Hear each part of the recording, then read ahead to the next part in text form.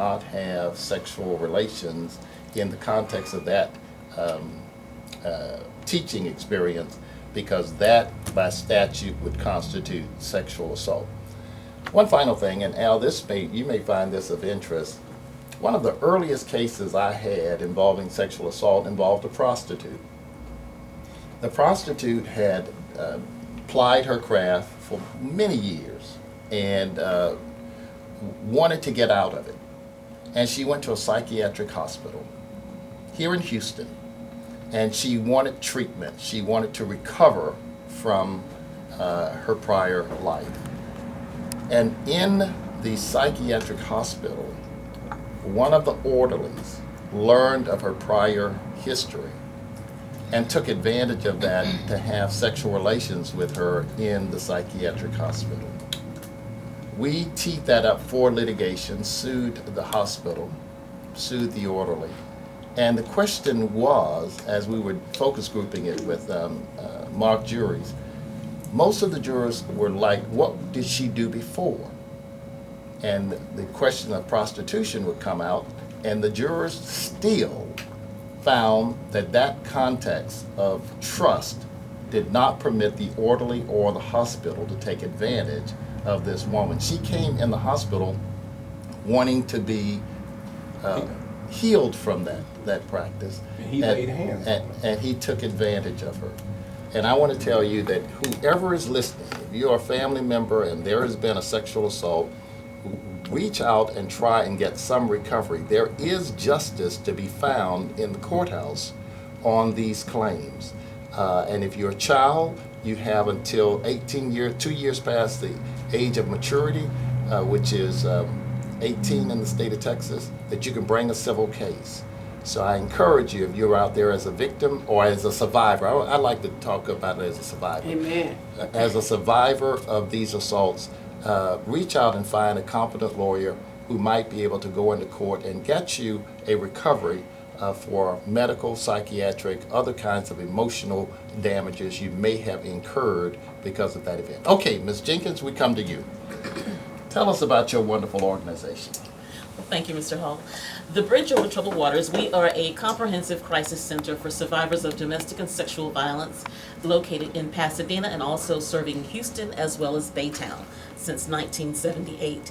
We have a 100-bed facility for survivors of domestic violence and sexual assault. We provide on-care child care programs, and also we have non-residential programming, which includes being on call to go out to the hospitals. So when someone is sexually assaulted, we actually get a call from the hospital, and that is the part of the statute that when someone is a survivor of sexual assault, they are to be offered an advocate.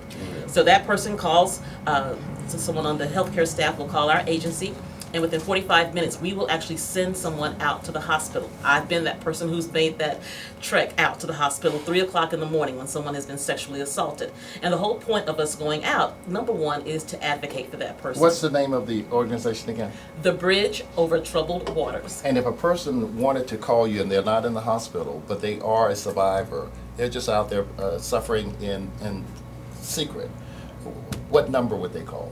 Our 24-hour hotline, 713-473-2801. 713-473-2801. Is there a fee for your services? All our services are free of charge. So if it doesn't, they don't. If there's a survivor out there that's not in the hospital, they can call you all up and seek your services to help them with this issue. Exactly. That's also through our non-residential program. So someone calls in our hotline right now.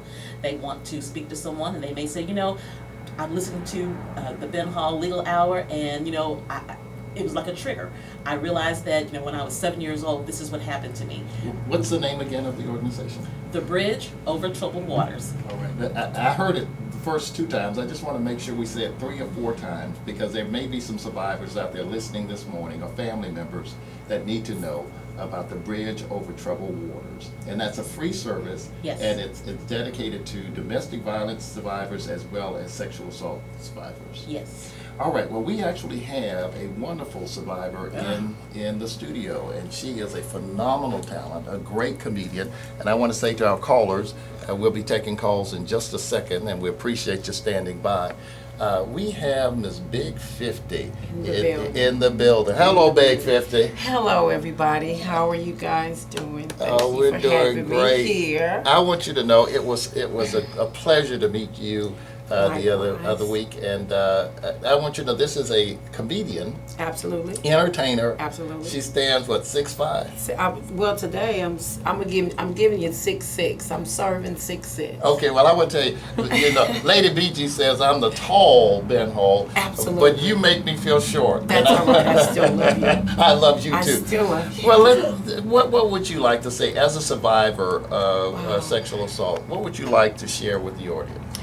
Well, I mean, I have sat here and oh my God, it has just taken so much in me. And I'm never one for word, to be lost or to be at a loss for words. But as a victim of rape, it's a horrible experience. And I thank God. I've been over to the Bridge Over Troubled Waters, and I've worked with those ladies tirelessly before, and I love that organization over there. But what I want a lot of people to understand is this: do not wait years and years and years and years, because you are a keeper of somebody else. And a lot of people... What does that mean, a keeper of someone else? Well, you know what, and here it is. When I was raped on the Bayou, Braeswood, 1995, by 3 people that I didn't know. Was it in broad daylight? It was roughly daylight saving times, around about getting ready to get dark. My car broke down and I was on the jogging trail. And there's jogging etiquette. When someone is running behind you and you're lagging, you just move over.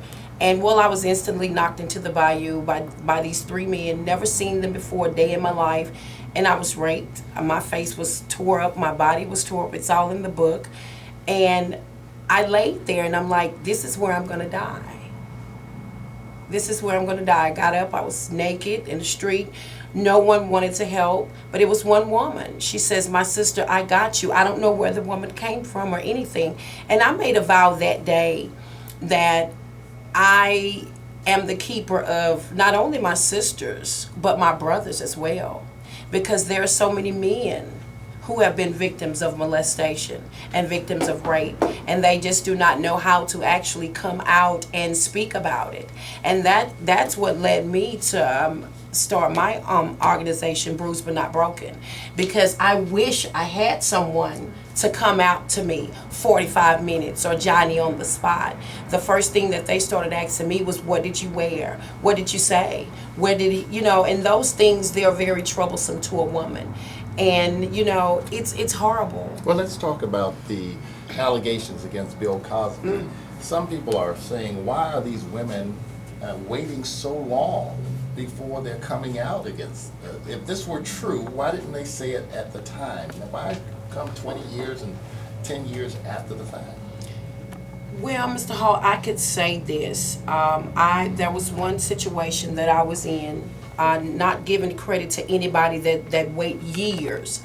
I didn't know how to tell the person that her husband had raped me as a little girl. So you have to wait in silence. You have to wait in silence until it's actually shown up. And I'm telling you, this is what happened. This is what happened. No, it didn't. This is what happened. No, it didn't. And by the time that, he was actually exposed, everybody says, okay, well, I'm glad that Angie did it, said something. So it was a whole family. Now, in what you just said, are you saying that you had a prior incident of being sexually assaulted? Yes. As a child? As a child. By a family member? By a family member. So you are the survivor of 2 sexual assaults? 3. 3. Yes. What's the third? Well, the third, If you can. If you can't, we'll move on to another subject. The third, it was by a very close family member. Okay. And I love him, and he knows that I do. and we've reconciled, and that's the most beautiful relationship that I've ever seen. Let me say this. There are two sides of this in my mind. One is the survivor just simply trying to survive the event, not having to relive it at the same time. And I can understand that argument, that's why they didn't come out right away. But on the other side, it deprives Mr. Cosby at least of an opportunity to defend himself at the time with absolutely. evidence. So that if a person now 20 years later says he raped me, he would have had an opportunity 20 Absolutely. years ago to say, okay, let's test her, let's get the blood sample, let's find out if there's validity. So it seems to me you have a situation where Mr. Cosby, or Dr. Cosby now, has no ability To defend himself. to defend himself against these allegations And- so late. And Dan, I wanted to ask something, a legal question maybe you take, about this particular incident with Bill Cosby, because it all involved actresses. And it appeared at the time that they thought that there was going to be some type of, monetary. yeah, well, they were going to get a part. They were going to be in the Cosby regime. They were Okay. going to become stars or Okay. whatever. And after maybe it didn't happen and their careers went south, they decided, well, 30 years later, he's worth $350 million. I'm gonna do this. And I'm saying that to say that these actresses should have acted then. It didn't matter whether he promised them something. And was there some type of maybe contract, verbal contract between them? You know, like, hey, look, I'm gonna help out your career. You're gonna be my friend. They say, okay, because remember, these ladies came back a second or a third time when they knew the first time. Let's go to the callers. I think the callers, in fact, they've been waiting here patiently. There are a number of them that want to join in, and we really appreciate it. If you want to join in the conversation, it's 713-526-1230. That's 713-526-1230. If you want to join in or you have some comments on this question about Bill Cosby's sexual assault allegations, as well as the law as it relates to claims of sexual assault. Let's go to the phones. Mark, you're on the air. Good morning.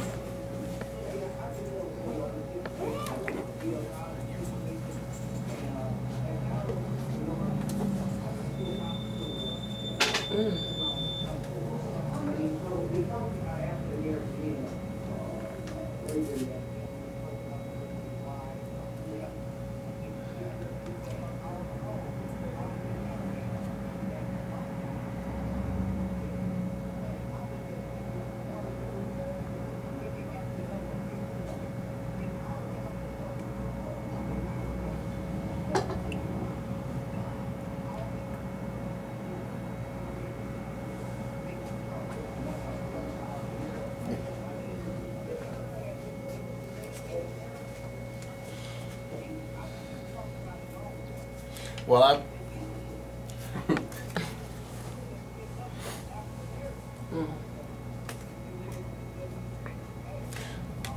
thank you, Mark. I appreciate it. In fact, Mark always has very insightful comments. I have to tell you that one of the things I think the lawyers are mishandling the PR side of this equation. This, I don't have a comment, is not a good strategy At all. in my view. At all. And so when I looked at it, because lawyers are often called upon to do more than just practice in the courtroom, we're asked to Absolutely. strategize and set up the evidence and you know, kind of massage the community for our trials.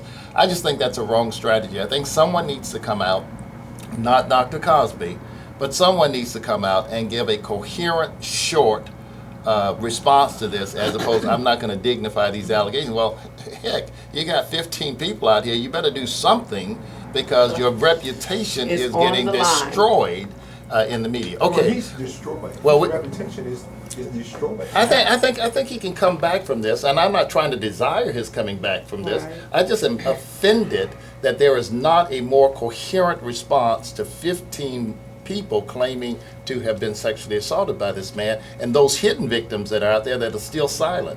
All right, let's go to, in fact, you got a full bank of callers, Al. Let's get them. They're Let's see calling what for we me. got. Mr. Okay. Hall, I'm going to disagree because anything he says invites more victims to come forward. Well, that's why I said he doesn't have to say anything. Well, I know, but any response given on his behalf is just going to bait more people to come forward, whereas he may hope that this just blows over like it did 10 years ago, and he can go on about his career in 18 months, because America has an unlimited capacity for forgiveness of celebrities. You and that lawyer went to the same law school. I was just going to say, All right, Keith, hold on. now or later. Keith is on the phone. Keith, you're on the air. Go ahead. Good morning.